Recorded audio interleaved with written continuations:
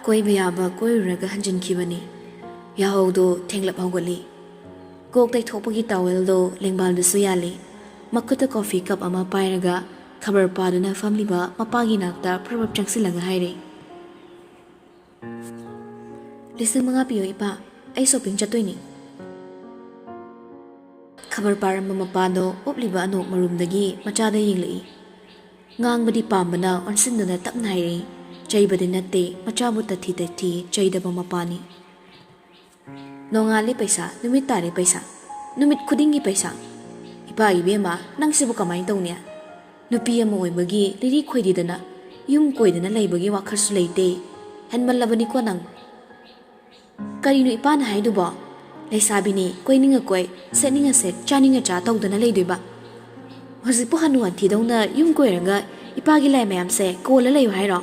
Kaino khangdeme. Mapagi manakta phamta khumakpani mapadusu khabardo irenjana thamkhraga hairei. Imung ama leiradine lai ama leifam thokpani. Lai gi seba tawba haibase mahi oidibanine miyoi bai khoigide. Ipai puna thamlamba senglaba lainingse nahana khoina kolaga china yokadra hairaga adumna khetoklabadi kamdongne. Mapagi maongdo hauраklabada mona taningdabana manakongdo khro khotlaga khangi adubu ngangbau khraba mapaduso makha tarakli nakhoi nahar singi adugumba tingkhet lai khetpa matawdunani ngasi mitei haiba phurup ase malem sidagi dilairadana kanglei paksedagi phawba mami samak ibase isagi laining isagi lonchatti kaidana chatkadabani masini magi mathai babu mapagi waridi asum tarambadagi Mana wakhalama laktuna prapaphangi. Adoipa kaigumba ise mitei nataba atopa jat amada nupada chenkraba ipa kamai tongne. Mapado monada munna yingi. Monasu kari hairakpa ngaiduna leiri. Nokmi tawraga kotha khonta ngangma mapa ibongi haunabido tawrai. Paisa piyu hairasu pini. Malangda thokpa tha thawanse lawraga piyu hairabasu Ichanabu hairadi piba ngamgadawa mali ipase. Madudasu natana ipagi kokse kaklaga piyu hairasu ichagi di pigani amata khaktana. Adubune jat manadaba imung amada chatkibadi. Ipase hatlani hairabasu oiredoba waniko. Madugi thabakto pangthoke khanbadi lairadana wakhalloina phau khangano. Mitei yaklaw khraba mapani miku khudingmak Hayum sida mapu mabu solaga leibani. Lining amatabu hantana yengbadi nate. Adum oinamak asagi lining na hina lupsin kibana. Magi oiba punsi. Lambidadi atopa lining ama yansin mapamdabani. Mapagi wada humangkang laba monado puhawalaga haire. Khangde ipa ay di pesa pidaba yaroy ko. Ay chatorobani losilukige. Ngang na prabab thokre. Mapaso khabar papaduda mayamon silawre. Hojik phawbagi oinadi machada chingnaba amata leitabana thoini hena wafamduda khanjiludre.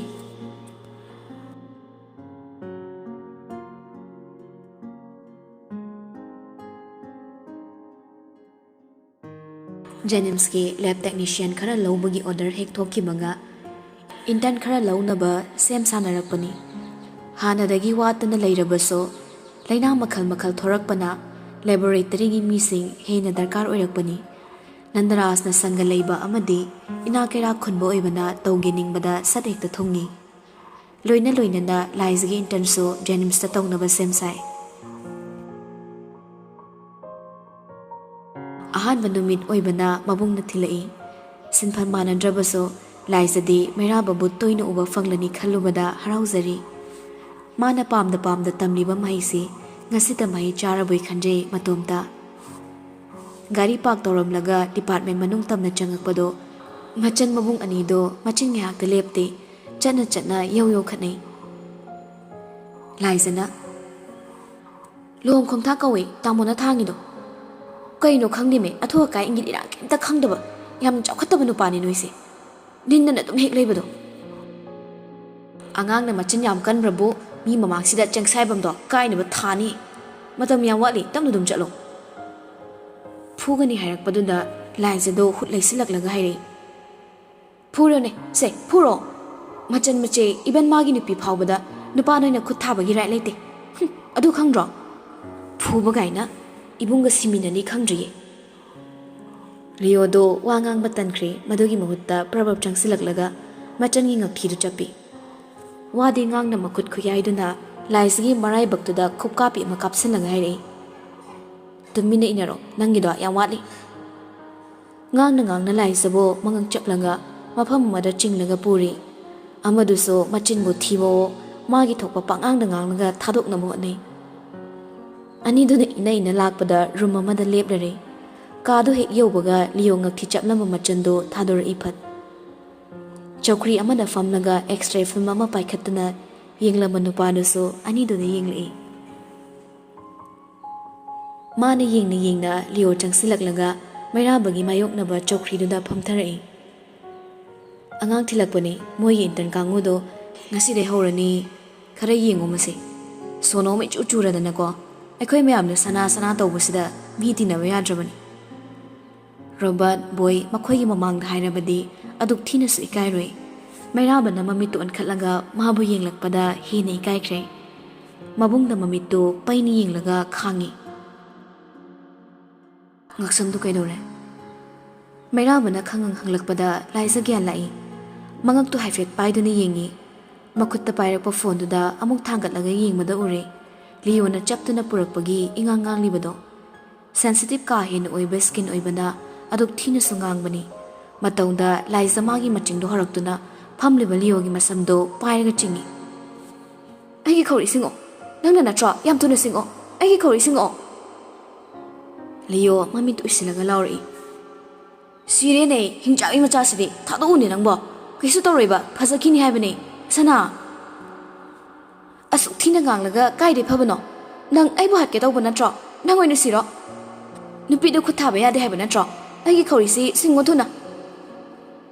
ani dubu khamba su tawde mera balaisda tingak yenglaga lei adubu mana ngakpagi maram tongali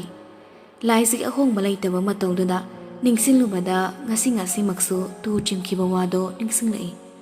ami sami minmangdu rei aigi nongmai singo nangna thudek pani nangna aigi nongmai singo atek panong maidugi mamangda laisi pik he kaplaga makhong makhut sangli tingthoklaga pring chongmo makhai kapli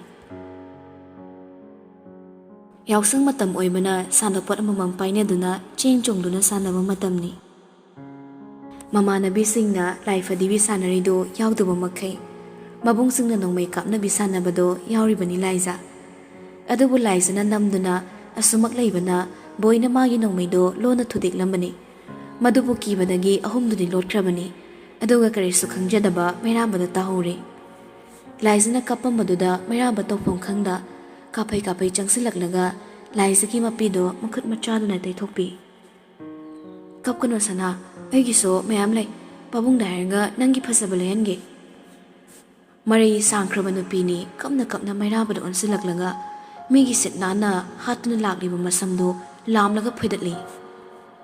nang nei nong mai thudek pa natro ai chocolate leiraga nang na maningi nawbi de pithokpa nang kadai ai nong mai piro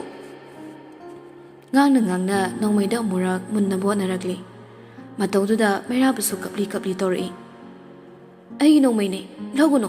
side ai ne sana nang nei gi thudi natro aduna nangi nong mai do ai ngon piro thawai na nong mai munarakle angang ani se mera baso phana kanna yan bani mana asum yanuna leibada laisado tasengna saurakle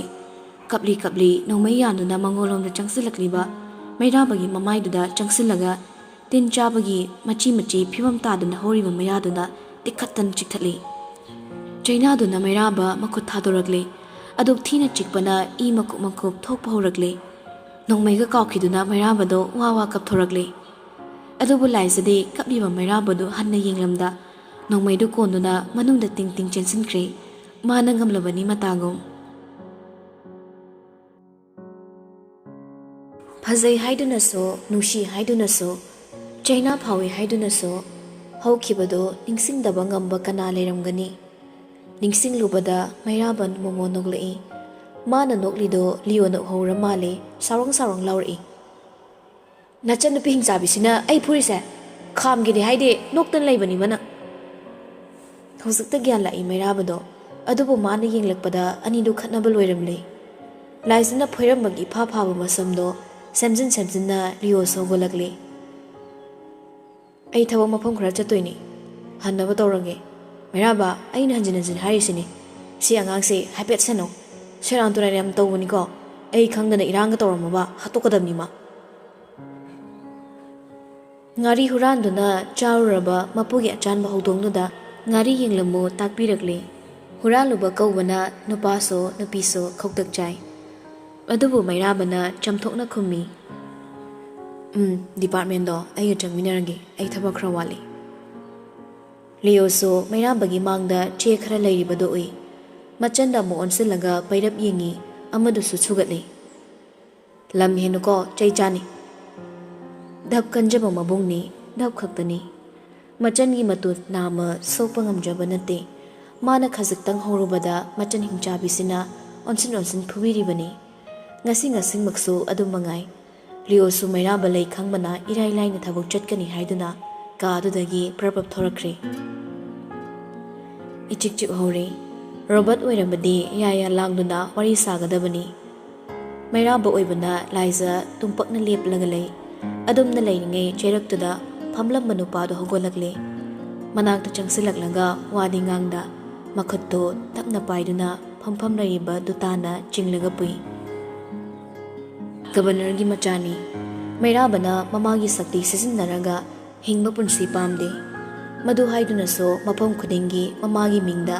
ꯃꯤꯌꯥꯝꯅ ꯃꯥꯕꯨꯁꯨ ꯑꯆꯧꯕꯒꯨꯝ ꯂꯣꯏꯅꯕ ꯃꯔꯝꯅ ꯍꯣꯁꯄꯤꯇꯥꯜꯗꯨꯗ ꯂꯩꯔꯤꯕ ꯃꯥꯒꯤ ꯀꯦꯕꯤꯟꯗꯣ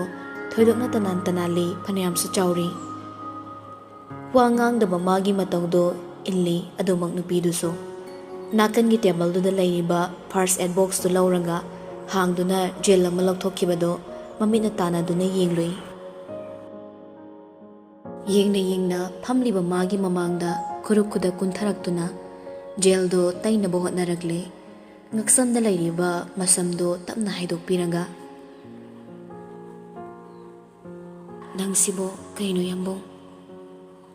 ꯃꯔꯧ ꯆꯥꯎꯈꯤ ꯈꯪꯂꯕꯁꯨ ꯑꯁꯨꯛ ꯍꯥꯎꯅ ꯆꯥꯎꯔꯝꯒꯅꯤꯗꯤ ꯋꯥꯈꯜꯁꯤꯅ ꯈꯜꯂꯨꯗꯦ ꯀꯔꯝꯕ ꯃꯤꯀꯨꯞꯇꯒꯤ ꯋꯥ ꯉꯥꯡꯗꯕ ꯅꯨꯄꯥ ꯑꯃ ꯑꯣꯏꯔꯝꯂꯤꯕ ꯋꯥ ꯉꯥꯡꯗꯕ ꯅꯇꯧꯅ ꯀꯌꯥꯝ ꯀꯨꯏꯅ ꯑꯣꯠꯈꯤꯅꯤ ꯅꯨꯡꯁꯤꯕꯗꯤ ꯃꯥꯟꯕ ꯅꯨꯡꯁꯤꯕꯗꯤ ꯅꯠꯇꯕ ꯃꯥꯅꯩꯕ ꯅꯨꯡꯁꯤꯔꯝꯒꯗ꯭ꯔꯥ ꯋꯥꯍꯩꯒꯤ ꯂꯩꯇꯦꯡꯗ ꯉꯥꯎꯖꯕ ꯅꯨꯄꯤ ꯀꯌꯥꯒꯤ ꯋꯥꯍꯪꯅꯤ ꯃꯔꯧ ꯆꯥꯎꯕ ꯅꯨꯄꯥꯅ ꯑꯩꯈꯣꯏꯒꯤ ꯅꯐꯝꯗ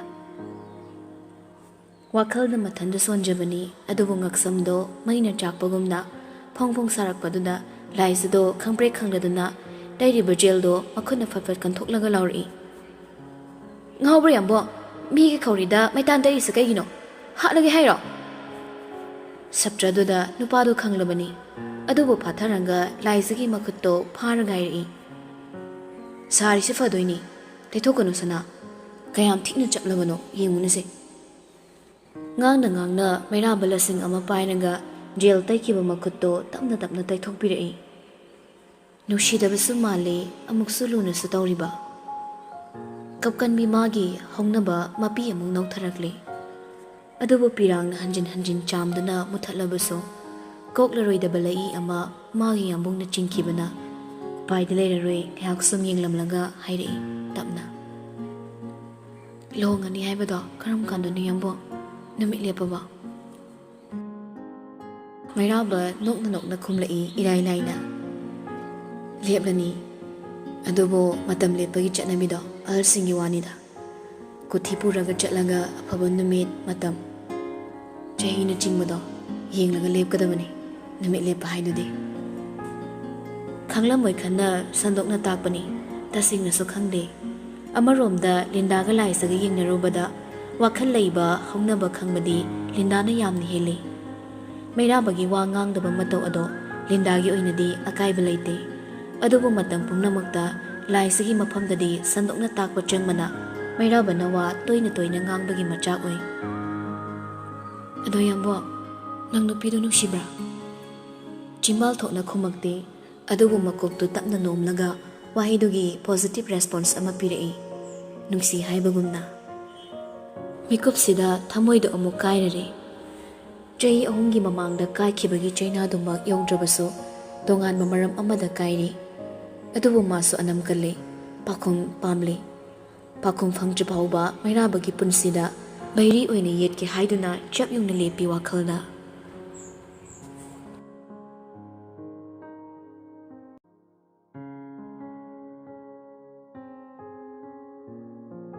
ꯀꯥꯔꯗꯤꯑꯣꯂꯣꯖꯤ ꯗꯤꯄꯥꯔꯠꯃꯦꯟꯇꯒꯤ ꯀꯨꯝꯊꯔꯛꯂꯒ ꯒꯥꯔꯤ ꯄꯥꯔꯛ ꯇꯧꯔꯤꯕ ꯑꯗꯣꯝꯗ ꯄ꯭ꯔꯞ ꯂꯥꯛꯄꯅꯤ ꯂꯨꯝꯗꯨꯅ ꯂꯩꯔꯝꯕ ꯀꯅꯥꯒꯨꯝꯕ ꯑꯃꯅ ꯈꯨꯗꯥꯡ ꯄꯥꯏꯗꯨꯅ ꯃꯔꯨꯝ ꯑꯃꯗ ꯂꯥꯛꯇꯅ ꯆꯤꯡꯁꯤꯜꯂꯛꯄꯗꯨꯗ ꯂꯤꯑꯣꯗꯣ ꯈꯪꯕ꯭ꯔꯦ ꯈꯪꯉꯤ ꯑꯗꯨꯕꯨ ꯒꯥꯔꯤ ꯃꯔꯨꯝꯗ ꯂꯩꯔꯝꯂꯤꯕꯗꯣ ꯃꯣꯅꯥ ꯑꯣꯏꯔꯝꯕꯗ ꯒ꯭ꯌꯥꯟ ꯉꯥꯎꯅ ꯌꯦꯡꯂꯤ ꯅꯪꯗꯤ ꯀꯩꯗꯧꯔꯝꯃꯤꯕ ꯁꯤꯗ ꯑꯗꯨꯒ ꯆꯪꯗꯦ ꯅꯨꯄꯤꯗꯣ ꯑꯀꯣꯏꯕꯗꯨ ꯍꯥꯏꯐꯦꯠꯇꯪ ꯌꯦꯡꯂꯒ ꯂꯤꯑꯣꯒꯤ ꯃꯈꯨꯠ ꯄꯥꯏꯔꯒ ꯍꯥꯏꯔꯛꯏ ꯆꯦꯜꯂꯁꯤ ꯇꯥꯃꯣ ꯍꯧꯖꯤꯛꯃꯛ ꯉꯁꯤꯃꯛ ꯍꯧꯖꯤꯛ ꯍꯣꯔꯦꯟ ꯆꯦꯜꯍꯧꯗ꯭ꯔꯗꯤ ꯏꯄꯥꯅ ꯑꯩꯕꯨ ꯃꯤꯇꯩ ꯄꯥꯈꯪꯗ ꯊꯥꯖꯈ꯭ꯔꯅꯤꯕ ꯏꯉꯛ ꯉꯛꯂꯤ ꯅꯨꯄꯥꯗꯣ ꯐꯤꯜꯝꯗ ꯋꯥꯔꯤꯗ ꯃꯄꯥ ꯃꯃꯥꯅ ꯄꯥꯝꯗꯕ ꯅꯨꯄꯥꯗ ꯊꯥꯖꯔꯝꯗꯥꯏ ꯍꯤꯔꯣꯏꯅ ꯇꯧꯕ ꯑꯦꯛꯇꯤꯡꯗꯨꯃꯛꯅꯤ ꯀꯔꯤ ꯐꯤꯜꯝꯒꯤꯅꯣ ꯏꯕꯦꯝꯃ ꯊꯕꯛꯀꯤ ꯃꯊꯥ ꯌꯥꯝ ꯁꯥꯔꯤꯀꯣ ꯅꯪꯒꯤ ꯑꯦꯛꯇꯤꯡꯗꯣ ꯀꯣꯟꯅ ꯇꯧꯔꯣ ꯉꯥꯡꯅ ꯂꯤꯑꯣ ꯒꯥꯔꯤꯗ ꯀꯥꯈꯠꯈ꯭ꯔꯦ ꯃꯣꯅꯥꯁꯨ ꯍꯨꯔꯥꯟꯕꯤꯒꯨꯝ ꯅꯥꯛ ꯌꯦꯠ ꯌꯦꯡꯂꯒ ꯄ꯭ꯔꯞ ꯀꯥꯈꯠꯇꯨꯅ ꯂꯤꯑꯣꯒꯤ ꯅꯥꯀꯟꯗ ꯐꯝꯂꯤ ꯑꯩꯅ ꯍꯥꯏꯔꯤꯁꯦ ꯐꯥꯒꯤ ꯅꯠꯇꯦ ꯑꯩꯈꯣꯏ ꯏꯄꯥꯅ ꯑꯩꯕꯨ ꯖꯥꯠ ꯃꯥꯟꯅꯗꯕ ꯅꯨꯄꯥꯗ ꯂꯩꯕ ꯌꯥꯔꯣꯏ ꯍꯥꯏꯁꯦ ꯉꯁꯤꯒ 2ꯔꯛ ꯁꯨꯔꯕꯅꯤ ꯀꯩꯒꯨꯝꯕ ꯏꯕꯥꯅꯤ ꯅꯨꯡꯁꯤꯅꯩꯒꯥꯏ ꯈꯪꯂꯗꯤꯅꯦ ꯃꯇꯨꯞ ꯀꯛꯂꯒ ꯃꯥꯒꯤ ꯂꯨꯋꯥꯡ ꯅꯤꯡꯊꯧꯗꯨꯗ ꯀꯠꯈ꯭ꯔꯅꯦꯕ ꯑꯗꯨꯅ ꯈꯪꯅꯔꯛꯇ꯭ꯔꯤꯉꯩꯁꯤꯗ ꯆꯦꯜꯍꯧꯔꯁꯤ ꯍꯥꯏꯕ ꯅꯨꯄꯥ ꯅꯪꯕꯣ ꯁ꯭ꯇꯥꯔꯤꯡꯗꯨꯗ ꯄꯥꯏꯔꯝꯕ ꯃꯈꯨꯠꯇꯣ ꯇꯞꯅ ꯊꯥꯗꯣꯛꯂꯒ ꯐꯩꯒꯟꯗꯨꯗ ꯊꯝꯃꯤ ꯁꯥꯔꯤꯕꯅꯤ ꯃꯥꯁꯨ ꯃꯊꯥ ꯃꯌꯥꯝꯒꯤ ꯃꯔꯛꯇ ꯅꯨꯡꯁꯤꯒꯤ ꯃꯊꯥꯁꯨ ꯌꯥꯎꯔꯤ ꯃꯣꯅꯥꯒꯤ ꯃꯄꯥꯒꯤ ꯃꯇꯧꯃꯛꯅꯤ ꯅꯨꯄꯤꯗꯨꯅ ꯍꯧꯔꯛꯂꯤꯕ ꯏꯔꯥꯡꯗꯨꯅꯤ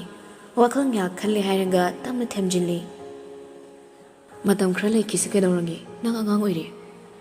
ꯅꯪꯁꯨ ꯀꯩꯅꯣ ꯅꯪꯅ ꯑꯄꯥꯝꯕ ꯊꯕꯛ ꯑꯃ ꯌꯦꯡꯂꯒ ꯅꯊꯧꯗ ꯋꯥꯈꯜꯗꯣ ꯈꯥꯏꯗꯣꯛ ꯌꯨꯝꯗ ꯁꯨꯝ ꯂꯩꯔꯗꯤ ꯏꯄꯥꯒꯤ ꯋꯥꯔꯤ ꯃꯌꯥꯝꯅ ꯇꯥꯔꯒ ꯋꯥꯈꯜ ꯈꯟꯖꯤꯟꯅꯕ ꯊꯕꯛꯅꯤ ꯅꯪꯒꯤꯗꯤ ꯑꯗꯨ ꯉꯥꯛꯇꯅꯤ ꯑꯩꯅ ꯄꯥꯝꯖꯕ ꯊꯕꯛ ꯍꯥꯏꯕꯕꯨ ꯅꯣꯏꯗ ꯃꯧ ꯑꯣꯏꯕ ꯅꯪꯒꯤ ꯅꯥꯛꯇ ꯂꯩꯕ ꯂꯞꯁꯤꯕꯨ ꯏꯂꯤꯒꯦꯜ ꯑꯣꯏꯕ ꯊꯕꯛꯇꯧꯅ ꯏꯕꯥꯅꯤꯅ ꯍꯨꯔꯥꯜꯂꯒ ꯅꯨꯡꯁꯤꯅꯩꯁꯦ ꯑꯩ ꯌꯥꯝ ꯄꯦꯟꯗꯦꯀꯣ ꯉꯁꯤꯅꯦ ꯏ ꯀꯥꯔꯛꯇꯅ ꯂꯥꯏꯖꯗ ꯁꯤꯠ ꯅꯥꯟꯅ ꯇꯝꯊꯣꯛꯂꯨꯅꯤ ꯍꯣꯏꯗ ꯇꯝꯃꯨꯒꯦꯗ ꯑꯩ ꯍꯧꯔꯦ ꯃꯈꯣꯏꯒꯤ ꯅꯤꯡꯉꯛꯄꯗꯣ ꯉꯥꯡꯅ ꯊꯣꯡ ꯍꯥꯡꯂꯗꯨꯅ ꯊꯣꯛꯈꯤꯒꯦ ꯇꯧꯔꯛꯄꯗ ꯂꯤꯑꯣ ꯃꯣꯅꯥꯕꯨ ꯐꯥꯏ ꯉꯥꯏꯈꯣ ꯍꯥꯏꯕꯅꯤ ꯅꯨꯄꯤ ꯅꯪꯕꯣ ꯑꯉꯥꯡ ꯅꯣꯏꯒꯤ ꯍꯥꯊꯨ ꯋꯥꯈꯜ ꯈꯟꯊꯗꯕ ꯊꯕꯛꯇꯣ ꯇꯨꯡꯗ ꯑꯐꯕ ꯑꯣꯏꯔꯣꯏ ꯁꯦ ꯑꯩ ꯋꯥ ꯍꯥꯏꯒꯦꯕ ꯆꯦꯟꯁꯦ ꯑꯍꯜ ꯊꯥꯔꯒ ꯍꯥꯏꯅꯕꯗ ꯑꯣꯏꯒꯗꯧꯕ ꯃꯔꯤ ꯅꯠꯇꯦ ꯁꯣꯏꯗꯅ ꯆꯦꯟꯁꯦ ꯑꯗꯨꯕꯨ ꯃꯇꯝ ꯈꯤꯇꯗꯤ ꯉꯥꯏꯈꯤꯁꯤ ꯀꯩꯗꯧꯔꯒꯦ ꯁꯣꯏꯗ꯭ꯔꯕ ꯑꯗꯨꯕꯨ ꯃꯃꯤꯠꯀꯗꯣ ꯄꯩꯔꯞ ꯌꯦꯡꯂꯒ ꯍꯥꯏꯔꯛꯄꯅꯤ ꯅꯨꯡꯁꯤꯕ ꯀꯧꯕꯅꯤꯅ ꯑꯃꯗꯨꯁꯨ ꯅꯣꯛꯃꯤ ꯈꯨꯝꯃꯤ ꯁꯣꯏꯗ꯭ꯔꯦ ꯁꯨꯛꯁꯣꯏ ꯁꯣꯏꯗ꯭ꯔꯦ ꯑꯗꯨꯅ ꯍꯩꯅ ꯂꯩꯌꯣ ꯅꯪꯁꯨ ꯑꯩꯈꯣꯏ ꯁꯅꯥꯗꯤ ꯈꯪꯍꯟꯒꯅꯨ ꯃꯥ ꯍꯦꯛ ꯈꯪꯈꯤꯕꯗ ꯃꯤꯅꯤꯠ ꯐꯥꯗꯅ ꯃꯅꯤꯄꯨꯔ ꯁꯠꯅꯗꯧꯅꯤ ꯑꯩꯕꯨ ꯑꯄꯪꯗꯧꯅ ꯑꯗꯨꯕꯨ ꯍꯥꯏꯒꯗ꯭ꯔꯣ ꯌꯥꯝ ꯋꯥꯅ ꯂꯩꯔꯤ ꯖꯥꯠꯅꯤ ꯑꯩꯁꯦ ꯑꯋꯥꯕ ꯈꯔ ꯈꯪꯅꯁꯦ ꯑꯩꯈꯣꯏ ꯏꯄꯥꯁꯤ ꯁꯥꯎꯔꯒ ꯌꯥꯝ ꯁꯥꯊꯤ ꯈꯪꯂꯤꯗꯨꯅꯤ ꯀꯩꯒꯨꯝꯕ ꯍꯦꯛ ꯈꯪꯈ꯭ꯔꯗꯤꯅꯦ ꯑꯩꯗꯤ ꯅꯣꯏꯗꯤ ꯈꯣꯡꯅ ꯊꯣꯡꯅ ꯂꯥꯛꯇꯧꯅꯤ ꯂꯤꯑꯣꯗꯣ ꯃꯃꯤꯠ ꯂꯥꯎꯊꯣꯔꯛꯂꯤ ꯑꯣ ꯑꯩꯁꯦ ꯅꯨꯄꯤꯗꯨ ꯆꯣꯞꯄ ꯖꯥꯖꯥ ꯇꯧꯕ ꯑꯃꯨꯛ ꯇꯥꯍꯜꯂꯒꯦ ꯁꯤꯅꯤꯅꯦ ꯈꯪꯗꯦ ꯑꯝꯇ ꯏꯕꯥꯅꯤ ꯔꯤꯂꯦꯁꯟꯁꯤꯞꯁꯦ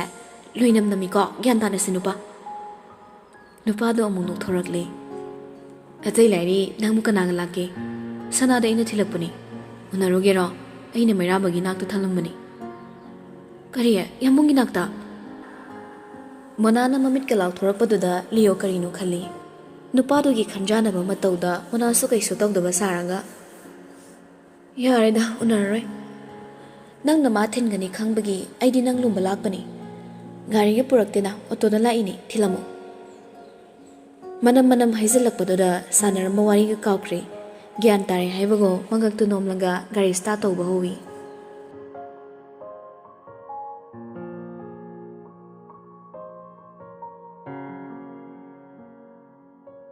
ꯃꯇꯝꯗꯤ ꯁꯨꯝ ꯍꯧꯈꯤꯕꯅ ꯈꯪꯍꯧꯗ꯭ꯔꯦ ꯎꯍꯧꯗꯦ ꯀꯅꯥꯅ ꯀꯔꯝ ꯇꯧꯈꯤꯕ ꯃꯩꯔꯥꯕꯅ ꯗꯤꯄꯥꯔꯠꯃꯦꯟꯗꯨ ꯐꯥꯎ ꯊꯤꯟꯕꯤꯔꯝꯂꯒ ꯀꯔꯤꯅꯣ ꯋꯥꯔꯤ ꯁꯥꯔꯝꯃꯤ ꯀꯔꯤ ꯋꯥꯔꯤ ꯁꯥꯈꯤꯕ ꯍꯥꯏꯕꯗꯨꯗꯤ ꯇꯥꯁꯤꯟꯈꯤꯗ꯭ꯔꯦ ꯏꯟꯇꯔꯟꯁꯤꯡꯗꯣ ꯁꯛꯈꯪ ꯃꯥꯏꯈꯪꯅꯩ ꯑꯃꯒ ꯍꯪꯅꯩ ꯍꯪꯕ ꯌꯥꯕ ꯇꯧꯔꯤꯕ ꯊꯕꯛꯇꯣ ꯂꯥꯏꯖꯗꯤ ꯕꯣꯔꯤꯡ ꯆꯨꯔꯤ ꯃꯥꯅ ꯍꯔꯥꯎꯔꯨꯕꯗꯤ ꯃꯩꯔꯥꯕꯒꯤ ꯅꯥꯛꯇ ꯂꯩꯕꯅꯤ ꯃꯤꯀꯨꯞ ꯈꯔ ꯑꯗꯨ ꯈꯛꯇꯅꯤ꯫ ꯁꯤꯅꯤꯌꯔꯁꯤꯡ ꯑꯗꯨꯒ ꯇꯧꯕ ꯌꯥꯕ ꯀꯔꯤꯅꯣ ꯇꯥꯟꯅꯕ ꯌꯥꯕ ꯋꯥꯔꯤ ꯈꯔ ꯇꯥꯟꯅꯔꯝꯂꯒ ꯉꯁꯤꯗꯤ ꯂꯣꯏꯁꯤꯟꯅꯔꯦ꯫ ꯇꯔꯥꯏ ꯇꯔꯥꯏ ꯂꯥꯏꯊꯣꯛꯄꯒꯤ ꯃꯔꯝꯁꯨ ꯄꯔꯃꯦꯅꯦꯟ ꯑꯣꯏꯗꯕꯒꯤꯅꯤ꯫ ꯃꯈꯣꯏꯗꯤ ꯁꯥꯏꯠ ꯑꯣꯏꯅ ꯂꯩꯒꯗꯧꯕ ꯃꯔꯝꯅ ꯏꯔꯥꯏ ꯂꯥꯏꯊꯣꯛꯄꯅꯤ꯫ ꯂꯥꯏꯖꯅ ꯊꯣꯔꯛꯄꯗ ꯃꯝꯂꯤ ꯃꯝꯂꯤ ꯇꯧꯔꯝꯂꯦ꯫ ꯁꯖꯤꯕꯨ ꯅꯛꯁꯤꯜꯂꯛꯄꯒꯤ ꯍꯧꯅꯁꯥ ꯑꯃꯨꯛ ꯀꯟꯅ ꯀꯟꯅ ꯁꯤꯜꯂꯛꯄ ꯅꯨꯡꯁꯤꯠꯅ ꯅꯨꯃꯤꯗꯥꯡꯗ ꯀꯣꯏꯆꯥ ꯆꯥꯕ ꯍꯧꯔꯕꯅꯤ꯫ ꯃꯝꯁꯤꯜꯂꯛꯄ ꯀꯧꯕꯅ ꯖꯦꯅꯤꯝꯁꯀꯤ ꯆꯪꯐꯝ ꯄꯔꯦꯡ ꯑꯗꯨ ꯃꯩ ꯂꯣꯏꯅ ꯊꯥꯟꯒꯠꯅꯔꯛꯂꯦ꯫ ꯃꯄꯥ ꯃꯕꯨꯡ ꯑꯅꯤꯃꯛ ꯐꯣꯟ ꯄꯥꯏꯔꯛꯇꯕ ꯃꯔꯝꯅ ꯁꯥꯎꯅꯤꯡ ꯈꯣꯡꯀꯥꯞ ꯂꯥꯎꯅ ꯊꯥꯡꯂꯒ ꯄ꯭ꯔꯞ ꯆꯠꯂꯤ꯫ ꯃꯆꯤꯟꯗꯁꯨ ꯂꯦꯞꯇꯦ ꯉꯥꯡꯂꯤꯕ꯫ ꯑꯁꯤꯅ ꯁꯥꯎꯔꯒ ꯍꯥ ꯂꯥꯏ ꯁꯦꯕꯥ ꯇꯧꯔꯤꯅꯤ ꯑꯗꯨ ꯇꯧꯔꯤꯅꯤ ꯍꯥꯏꯔꯛꯑꯅꯤ꯫ ꯐꯠꯇꯦꯗꯀꯣ ꯑꯩꯒꯤ ꯏꯃꯨꯡ ꯃꯅꯨꯡꯁꯦ꯫ ꯃꯥꯒꯤ ꯁꯞꯇ꯭ꯔꯗꯨꯗ ꯅꯥꯀꯟꯅ ꯆꯠꯂꯤꯕ ꯉꯁꯤꯗ ꯊꯦꯡꯅꯕ ꯃꯃꯥꯟꯅꯕꯤꯗꯨꯅ ꯍꯥꯏꯔꯛꯏ꯫ ꯑꯩꯅ ꯊꯤꯟꯕꯤꯗꯧꯁꯨ ꯒꯥꯔꯤ ꯌꯥꯎꯔꯛꯇ꯭ꯔꯦ꯫ ꯌꯨꯝꯗꯁꯨ ꯊꯕꯛ ꯊꯣꯛꯄꯒꯤ ꯀꯣꯏꯆꯦꯟ ꯆꯦꯟꯕꯗ꯫ ꯂꯥꯏꯖꯗꯣ ꯃꯤ ꯌꯥꯎꯔꯤ ꯍꯧꯖꯤꯛꯇ ꯅꯤꯡꯁꯤꯡꯂꯛꯂꯦ꯫ ꯇꯥ ꯂꯥꯛꯄꯗ ꯌꯦꯠꯁꯨ ꯌꯧꯔꯝꯂꯦ꯫ ꯂꯥꯏꯖ ꯄ꯭ꯔꯤꯌꯥꯗ ꯑꯣꯟꯁꯤꯜꯂꯛꯂꯒ ꯂꯥꯏꯟꯗ ꯆꯠꯂꯁꯨ ꯆꯠꯂꯒꯦ꯫ ꯅꯪꯁꯨ ꯆꯠꯈ꯭ꯔꯣ ꯊꯦꯡꯉꯅꯤ ꯆꯩꯕꯤꯅꯤꯌꯦ꯫ ꯑꯩꯕꯨꯗꯤ ꯈꯨꯂꯥꯛꯄ ꯃꯆꯥꯅꯤꯅ ꯊꯦꯡꯒꯦꯔꯥ ꯉꯟꯒꯦꯔꯥ ꯏꯃꯨꯡꯅ ꯏꯋꯥ ꯂꯧꯕꯤꯗ꯭ꯔꯕ ꯃꯆꯥꯅꯤ꯫ ꯄ꯭ꯔꯤꯌꯥꯗꯣ ꯅꯣꯛꯂꯛꯏ ꯋꯥꯍꯩꯗꯨꯗ꯫ ꯉꯁꯤꯇ ꯊꯦꯡꯅꯔꯕꯁꯨ ꯂꯥꯏꯖꯒꯤ ꯏꯆꯝ ꯆꯝꯕ ꯃꯇꯧꯗ ꯂꯣꯏꯅꯃꯛ ꯅꯨꯡꯉꯥꯏ ꯈꯟꯈ꯭ꯔꯕꯅꯤ꯫ ꯑꯗꯨꯕꯨ ꯃꯥꯁꯨ ꯀꯨꯏꯅ ꯄꯟꯊꯕ ꯌꯥꯗꯕꯅ ꯃꯥꯏꯀꯩ ꯑꯃꯗ ꯆꯠꯈ꯭ꯔꯦ꯫ ꯒꯦꯠꯇꯨꯗ ꯂꯦꯞꯂꯒ ꯍꯟꯖꯤꯟ ꯐꯣꯟ ꯇꯧꯕꯅꯤ꯫ ꯑꯗꯨꯕꯨ ꯄꯥꯏꯔꯛꯄ ꯀꯧꯕ ꯂꯩꯇ꯭ꯔꯕꯗ ꯁꯥꯎꯅ ꯐꯣꯟꯗꯨꯗ ꯌꯦꯡꯂꯒ ꯆꯩꯁꯤꯜꯂꯤ꯫ ꯁꯤꯔꯣ ꯅꯣꯏ ꯂꯣꯏꯅ ꯁꯤꯔꯣ꯫ ꯃꯆꯥꯒꯤ ꯈꯟꯅꯕ ꯃꯃꯥ ꯃꯄꯥ ꯃꯆꯥ ꯅꯤꯡꯁꯤꯡꯗꯕ ꯃꯕꯨꯡ ꯌꯨꯝꯗ ꯆꯪꯉꯣꯏꯗꯦꯍꯦ ꯃꯅꯥ ꯍꯣꯏꯗ ꯂꯣꯠꯂꯨꯈꯤꯕ ꯅꯣꯏ ꯊꯕꯛ ꯑꯝꯇ ꯇꯧꯔꯣꯏ꯫ ꯉꯥꯡꯅ ꯁꯞꯇ꯭ꯔ ꯇꯧꯗꯨꯅ ꯆꯠꯄ ꯍꯧꯏ꯫ ꯃꯅꯤꯡꯗꯒꯤ ꯇꯤꯠ ꯈꯣꯡꯂꯤꯕ ꯍꯣꯔꯟꯗꯨ ꯇꯥꯗꯕ ꯃꯈꯩ ꯅꯤꯡꯉꯥꯏꯗꯨꯅ ꯆꯠꯂꯤꯕꯗꯨ ꯎꯕꯗ ꯒꯥꯔꯤ ꯊꯧꯔꯤꯕ ꯅꯨꯄꯥꯗꯣ ꯀꯟꯇꯛꯅ ꯑꯃꯨꯛ ꯈꯣꯡꯗꯨꯅ ꯌꯦꯡꯉꯤ꯫ ꯍꯧꯖꯤꯛꯇ ꯂꯥꯏꯖ ꯑꯣꯟꯊꯣꯔꯛꯏ꯫ ꯑꯗꯨꯕꯨ ꯃꯁꯛ ꯈꯪꯕ ꯒꯥꯔꯤ ꯑꯣꯏꯔꯝꯕꯗꯨꯗ ꯊꯧꯔꯤꯕ ꯃꯤꯗꯣ ꯀꯅꯥꯅꯣ ꯍꯥꯏꯗꯨꯅ ꯌꯥꯝ ꯊꯨꯅ ꯌꯦꯡꯂꯛꯏ꯫ ꯑꯁꯥ ꯑꯃ ꯎꯔꯛꯂꯦ꯫ ꯑꯁꯥꯎꯕ ꯄꯨꯝꯕ ꯃꯥꯡꯈꯤꯕꯒꯨꯝ ꯃꯣꯃꯣꯟ ꯅꯣꯛꯂꯒ ꯃꯈꯨꯠ ꯈꯠꯂꯨꯏ꯫ ꯒꯥꯔꯤꯗꯣ ꯈꯥꯝꯃꯣ ꯍꯥꯏꯕꯒꯨꯝ꯫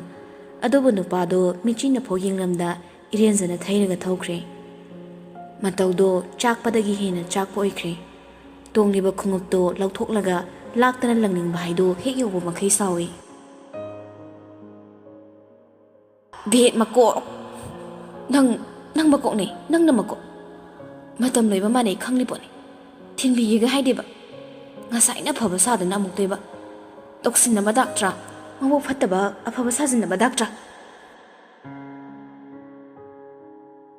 ꯉꯥꯡꯅ ꯒꯦꯠꯇꯒꯤ ꯈꯔ ꯑꯃꯨꯛ ꯆꯠꯊꯣꯔꯛꯂꯦ꯫ ꯃꯤꯔꯛ ꯑꯣꯏꯔꯕꯁꯨ ꯒꯥꯔꯤꯁꯤꯡꯗꯣ ꯄꯥꯏꯕ ꯃꯈꯩ ꯊꯧꯅꯔꯤ꯫ ꯑꯆꯠ ꯑꯋꯣꯛꯁꯤꯡꯒꯤ ꯈꯟꯅꯕ ꯍꯧꯖꯤꯛ ꯃꯇꯝꯒꯤ ꯒꯥꯔꯤ ꯊꯧꯕꯁꯤꯡꯒꯤ ꯆꯠꯅꯕꯤꯗꯨꯃꯛꯅꯤ ꯅꯨꯃꯤꯗꯥꯡꯁꯤꯗ ꯇꯧꯔꯤꯕ꯫ ꯃꯍꯧꯁꯥꯅ ꯂꯥꯏꯖ ꯁꯣꯔꯣꯛ ꯂꯥꯟꯕ ꯍꯩꯇꯦ꯫ ꯍꯩꯔꯕꯁꯨ ꯌꯥꯝꯅ ꯀꯨꯏꯅ ꯆꯪꯕꯒꯨꯝ ꯇꯧꯏ꯫ ꯃꯁꯤ ꯃꯁꯥꯒꯤꯅꯤ꯫ ꯑꯇꯣꯞꯄ ꯀꯅꯥꯗꯁꯨ ꯇꯣꯏꯅ ꯊꯣꯛꯄ ꯊꯧꯗꯣꯛꯅꯤ꯫ ꯑꯗꯨꯕꯨ ꯍꯩꯇꯦ ꯀꯤꯖꯩ ꯍꯥꯏꯔꯕꯁꯨ ꯂꯥꯟꯗꯕꯗꯤ ꯌꯥꯔꯣꯏꯗꯧꯔꯤ꯫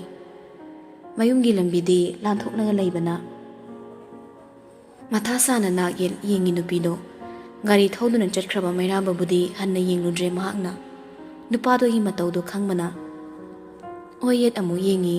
ꯂꯥꯟꯒꯤ ꯑꯃꯨꯛ ꯇꯧꯏ꯫ ꯒꯥꯔꯤ ꯑꯃ ꯎꯕꯗ ꯆꯞ ꯂꯦꯞꯄꯤ꯫ ꯑꯁꯨꯝꯅ ꯇꯧꯔꯛꯂꯤꯕꯁꯤ ꯐꯅꯗꯤ ꯃꯀꯨꯏꯔꯦ꯫ ꯂꯥꯟꯁꯤ ꯀꯗꯥꯏ ꯂꯥꯜꯂꯣꯏꯁꯤ ꯀꯗꯥꯏ ꯑꯃꯨꯛ ꯆꯠꯊꯣꯛ ꯑꯃꯨꯛ ꯍꯟꯖꯤꯟ ꯇꯧꯔꯒ ꯂꯩꯔꯤꯉꯩ ꯇꯥꯟꯖꯥꯗꯨꯃꯛꯇꯗꯅꯤ ꯀꯅꯥꯒꯨꯝꯕ ꯑꯃꯒꯤ ꯈꯨꯠꯁꯥꯅ ꯈꯨꯗꯥꯡꯗꯨꯗ ꯇꯛꯅ ꯄꯥꯏꯔꯛꯄꯗꯣ꯫ ꯌꯦꯡꯂꯨꯗ꯭ꯔꯕꯁꯨ ꯀꯅꯥꯅꯣ ꯍꯥꯏꯕ ꯈꯪꯂꯦ꯫ ꯈꯨꯠꯁꯥ ꯈꯛꯇꯅ ꯊꯦꯡꯂꯛꯄꯗ ꯈꯪꯕ ꯉꯝꯂꯕ ミꯁꯛꯅꯤ꯫ ꯑꯗꯨꯕꯨ ꯈꯪꯂꯕꯁꯨ ꯌꯦꯡꯅꯤꯡꯉꯤ꯫ ꯃꯤꯀꯨꯞ ꯈꯨꯗꯤꯡ ꯌꯦꯡꯗꯨꯅ ꯂꯩꯅꯤꯡꯕ ꯁꯛꯇꯝ ꯑꯣꯏꯕꯅ꯫ ꯃꯥꯅ ꯌꯦꯡꯂꯕꯁꯨ ꯅꯨꯄꯥꯗꯨꯅꯗꯤ ꯌꯦꯡꯂꯛꯇꯦ꯫ ꯃꯈꯨꯠ ꯅꯥꯝꯃꯅ ꯑꯔꯥꯛꯄ ꯒꯥꯔꯤꯁꯤꯡꯗꯨꯗ ꯑꯩꯈꯣꯏ ꯁꯣꯔꯣꯛ ꯂꯥꯠꯂꯤ ꯇꯞꯊꯧ ꯍꯥꯏꯕꯒꯨꯝ ꯈꯜꯂꯒ ꯑꯇꯣꯞꯄ ꯃꯈꯨꯠ ꯅꯥꯝꯃꯅ ꯂꯥꯏꯖꯒꯤ ꯈꯨꯗꯥꯡꯗꯣ ꯆꯦꯠꯅ ꯄꯥꯏꯔꯒ ꯁꯣꯔꯣꯛꯇꯣ ꯂꯥꯜꯂꯤ꯫ ꯅꯨꯄꯤꯗꯨꯗꯤ ꯌꯦꯡꯕ ꯂꯦꯞꯇꯦ꯫ ꯃꯨꯟꯅ ꯌꯦꯡꯉꯤ꯫ ꯃꯥꯅ ꯆꯠꯂꯤꯕꯁꯤ ꯒꯥꯔꯤꯅ ꯈꯣꯏꯔꯦꯟ ꯃꯁꯥ ꯄꯥꯏꯕꯒꯨꯝ ꯄꯥꯏꯔꯤꯕ ꯁꯣꯔꯣꯛ ꯃꯌꯥꯏꯗꯨꯅꯤ ꯀꯥꯎꯕ ꯃꯈꯩ꯫